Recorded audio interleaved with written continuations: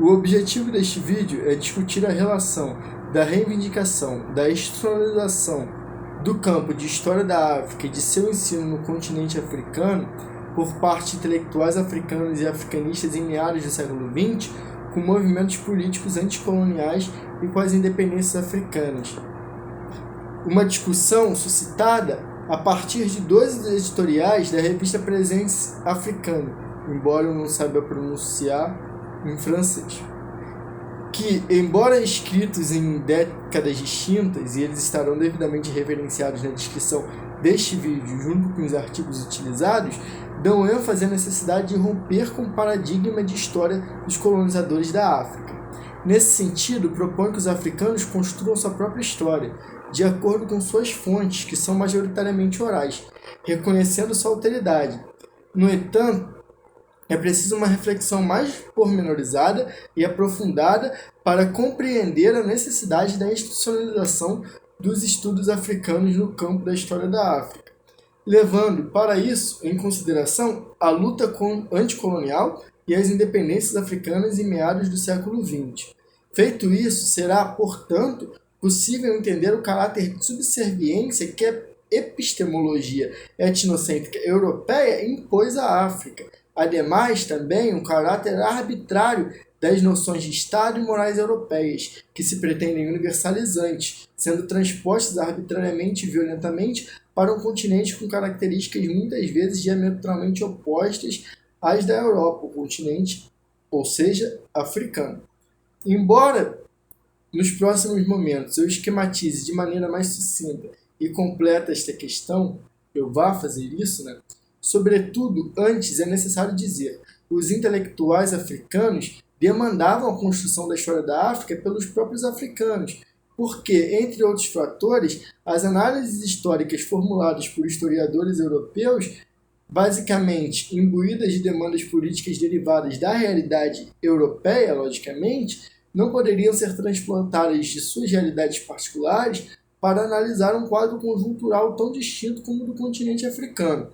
Outro sim, por vezes, os modelos europeus de análises históricas eram etnocêntricos, considerando arquivos, por vezes, como um único parâmetro, ou, se não, ao menos, o principal paradigma de fonte, enquanto, na realidade africana, as fontes eram, sobretudo, orais. Portanto, somando-se a isso outros fatores, entre os quais o fato do pensamento colonial ter sido difundido nas mentes das elites locais, o que fez com que, por exemplo, o pensamento das elites africanas de que, após a colonização, os seus respectivos territórios eram como os Estados-nações europeus, engendrasse o autoritarismo por parte dessas camadas que exerciam o poder.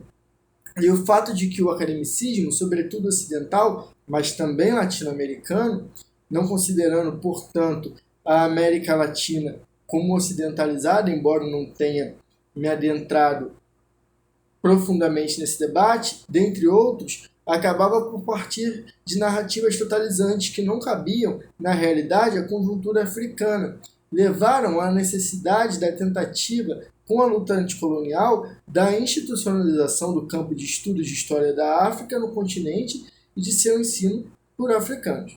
Nesse sentido, as reivindicações por essa institucionalização se relacionam à luta anticolonial. À medida que esta se empenha na luta contra a dominação europeia, aquela entende a dominação europeia não só como uma dominação política, mas também uma dominação intelectual, uma dominação daquele tipo que o Foucault gosta. Uma completa a outra, no sentido de promover a real emancipação anticolonial do povo africano. Contudo, não apenas a Europa tentou erigir o conhecimento de história da África. Também nos outros países, por mais talvez com mais boa vontade, algo similar ocorreu. Nos Estados Unidos, por exemplo, sobretudo na década de 60, surgiram grupos de estudos africanistas de caráter interdisciplinar. Não analisavam apenas a África, mas vários outros territórios, internacionalizando o currículo. Um diferencial com relação aos africanistas estadunidenses é que alguns intentes, alunos de Jean Vazina, discípulos dele, acadêmicos deram relevância à história oral, rejeitando as fontes escritas dos colonizadores, já que estavam carregadas de demandas políticas e desdém pelos povos subjugados. O problema é que a prática metodológica com a história oral foi mais celebrada do que efetivamente praticada, ficando restrito a alguns pesquisadores. Houve, no entanto, uma cisão nos estudos africanos e estadunidenses. Africanistas afrodescendentes reivindicavam a relevância de se começar a estudar mais a diáspora africana, já que a história africana não estaria restrita ao continente da África, considerando que muitos africanos foram sequestrados para as Américas, sequestrados. Ou seja, ela se manifestaria também na luta dos Panteras Negras, por exemplo. Nesse sentido, seria importante entender a africanidade a partir de um caráter globalizado. Outros africanistas não davam tanta relevância à diáspora, o que culminou em uma cisão. Isso dito, é possível perceber como, mesmo que houvesse quadros dispostos a realizar uma análise menos academicamente paradigmática do ponto de vista ocidental, falharam no mesmo sentido dos europeus. Eles acabaram, na prática, dando menos credibilidade ou, ao menos atenção às fontes orais, imprescindíveis no contexto africano, no qual as histórias orais eram passadas de geração em geração e eram a principal forma de anexar, de perpassar ao longo do tempo a origem e os costumes de um povo, eles deixaram isso para lá, entende? E isso, inclusive, foi questão do Enem, agora recentemente. Em detrimento das outras, eles acabaram priorizando outras fontes, como os europeus faziam, priorizavam fontes documentais. Já a historiografia latino-americana, por sua vez, pensando a partir da perspectiva da dependência, visava, quando levada ao contexto africano, encaixar a conjuntura africana na lógica do capitalismo dependente. Mas alguns consideraram a experiência colonial muito particular para que fosse inserida nessa lógica. A lógica do eu/outro, empregada para retratar o colonialismo africano, também é muito reducionista, visto que parte de uma perspectiva universalista de valores, como se não houvesse subjetividade, como se todos os africanos estivessem no mesmo sentimento lutando contra algo. Não era assim. Havia várias demandas. As resistências, embora diferentes, embora coletivas ou individuais, poderiam se somar como um todo no sentido da resistência. Um ato de resistência contra um representante do poder oficial fardado, por exemplo, um membro do exército, isolado, poderia se somar ao ato de resistência de uma guerrilha. Todos eram igualmente atos de resistência, não importando as subjetividades de cada um. Todos lutavam contra o poder hegemônico. Outro, sim, a ideia universal de país, de Estado-nação, que é uma ideia imaginária, englobou a África, o que causou muitos problemas, já que a África é um continente plural. Resultado: esses grupos em tensão contra o neocolonialismo, após ele, se viram em tensões contra si mesmos. Por fim, os líderes que tomaram a frente dos países africanos, engajados dentro de uma lógica do pensamento ocidental, com o subterfúgio, com a desculpa de defender o país, quiseram calar as oposições, dizendo que a luta anticolonial era a única e estritamente contra as nações europeias, não devendo ser, portanto, contra o governo africano. Isso legitimou inúmeras arbitrariedades, ou seja, vocês não devem se opor ao nosso governo, porque o nosso governo é um governo de africanos para africanos. A luta era contra os estrangeiros. Isso deu respaldo para inúmeras atitudes não respaldadas, obviamente, em uma lógica jurídica, ou pelo menos uma lógica jurídica sensata, Porque eu não conheço o caso específico de cada país. Portanto, a análise da África pelos africanos e a institucionalização dos estudos de história da África coincidiram com a luta pela independência, complementando esta que tinha caráter político, enquanto aquela era uma descolonização do pensamento. Isso torna-se evidente quando, mesmo após o colonialismo, houve tentativas de utilizar o pensamento colonizador para impor novas formas de dominação, como eu falei há poucos segundos atrás. Cabe ainda problematizar a questão da episteme, da gnose ocidental, do conhecimento ocidental. A epistemologia europeia é etnocêntrica. Considera apenas o conhecimento como vindo de si mesmo. Não admite a possibilidade de produção de conhecimento por parte dos povos marginalizados. No processo neocolonial, não considera suas autoridades. O próprio Carl Sagan, ilustre cientista, em uma de suas passagens, não reconhece a possibilidade de que povos africanos, se eu não me engano, os Bantu, tivessem a capacidade de produzir conhecimento sobre os astros. Ele atribuía esse conhecimento deles à possibilidade de um europeu tê-los ensinado. É sempre o europeu que educa o africano. E esse pensamento permeia a intelectualidade dos países centrais, muitas vezes. Como no caso do nosso aqui ilustre cientista e realmente muito bom, embora tenha falhado nesse sentido, penso eu, claro, Carl Sagan. As pinturas, a arte do colonizador retrata os povos africanos a partir de suas próprias concepções. Cria corpos na arte para representarem africanos, mas com traços europeus, tonalizados aos moldes europeus. A problemática da epistemologia ocidental é que ela se pretende universal, desconsiderando a legitimidade de outras formas de conhecimento. Nesse sentido, é imprescindível que a postura decolonial seja erigida como forma de pensar autenticamente africana, pela construção de um conhecimento que reflita a África pela África, já que o pensamento acadêmico colonial é etnocêntrico e totalizador. É uma forma de oprimir pelo pensamento. Construir um conhecimento autenticamente africanista e institucionalizá-lo faz-se, então, necessário, não deixando de considerar também que os africanos formados pelas universidades europeias também podem ter sido, de certa forma, cooptados pelo pensar colonizador, mesmo que não sejam a favor desse sistema. E aí, nesse sentido, a gente pode lembrar do Said, orientalismo. Said, pelo que eu bem me lembre, estudou em Harvard.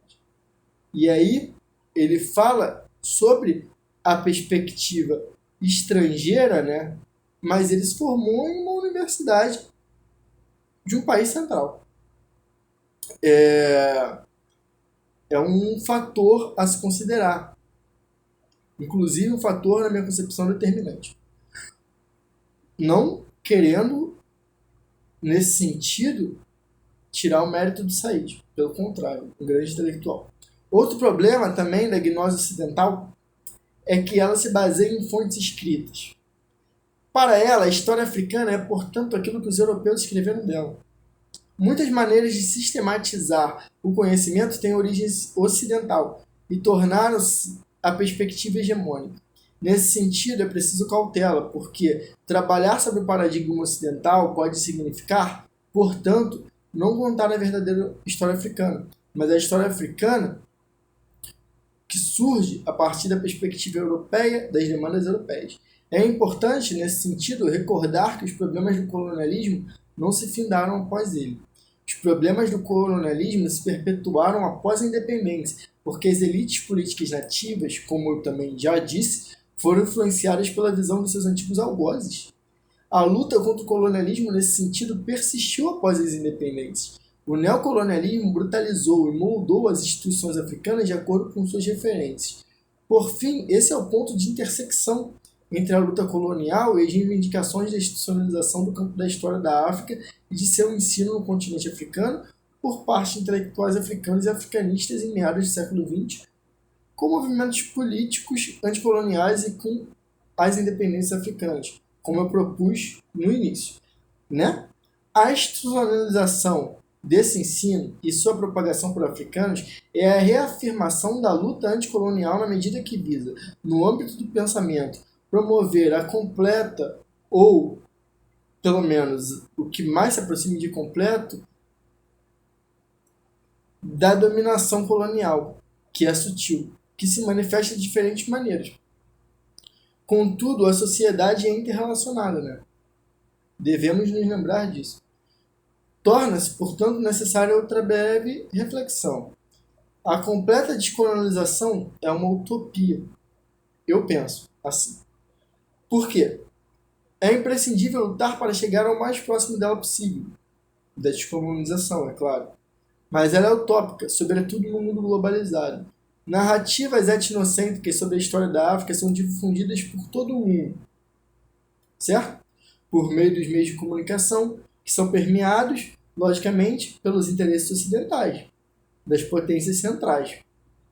Essas informações, em muitos casos, são as principais fontes de milhares de africanos, que, como infelizmente ocorre não só com os africanos, mas com diversas pessoas em todos os países do mundo, optam por dar muito crédito ao que vem na mídia, ou ao que vem em mídias alternativas, que tende a ser pior ainda.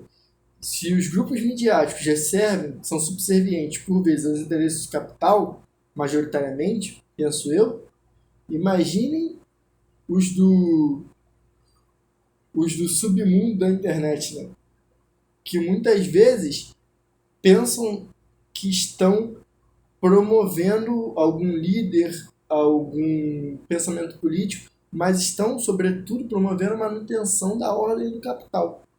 Por mais que essa não seja a intenção primária, como acontece com os bolsonaristas aqui no Brasil, né? Nesse sentido, é utópico pensar que a luta anticolonial será completamente bem-sucedida. Deveria haver o princípio de autodeterminação dos povos como paradigma norteador do respeito às alteridades e vontades dos diversos grupos representativos dos diversos países. Mas as potências hegemônicas insistem em impor suas vontades, suas narrativas. E a sociedade é movida por isso, pelos antagonismos de classe. Eu sou marxista, não poderia deixar de falar isso. E mesmo que essa lógica de dominação fosse rompida, não a lógica do capital, mas essa lógica global, né, da informação, da dominação também pela informação, que surge como reflexo do capitalismo, né, ainda assim seus vestígios se expressariam por diversas gerações de africanos. A luta é necessária e nela há sim esperança, mas antes de tudo é necessário entender que novas formas de poder regem o mundo, sobretudo na época do capital financeiro nos países do terceiro mundo, que os sujeita à produção de produtos de pouco valor agregado e à lógica da rentabilidade, da financiarização, tornando os meros espectadores do crescente capital industrial e técnico-científico dos países centrais. Enquanto os países centrais investem em tecnologia, ciência, desenvolvimento efetivo, nós também, digo da América Latina, investimos em commodities, em extensivas plantações de soja, bois, gados. Agro é pop? Não. Ele representa o subdesenvolvimento do Brasil. Pelo menos eu penso assim. Uma alternativa é o caminho revolucionário, capaz de romper com grande parte das expressões da dominação imposta à sociedade pelo capital. Eu penso, portanto, que uma revolução socialista é o único caminho possível para romper, embora não completamente, porque sabemos que mesmo em Cuba ou na União Soviética, após as revoluções socialistas, houve, por exemplo, continua havendo criminalidade, com certeza, casos de violência doméstica, mas, pelo menos, destituir grande parte dos poderes elegidos, que funcionam no sentido de manter, perpetuar a lógica do capital. É isso, galera. Esse vídeo ficou um pouco mais longo do que o de costume. Espero que tenham gostado. Deixarei as referências bibliográficas abaixo, minhas redes sociais. Muito obrigado, caso você assistiu até aqui. Deixe seu comentário, caso se sinta à vontade. Deus os abençoe muito. Estudem sempre e lutem. Lutem. Tenham por fim, no horizonte, a revolução.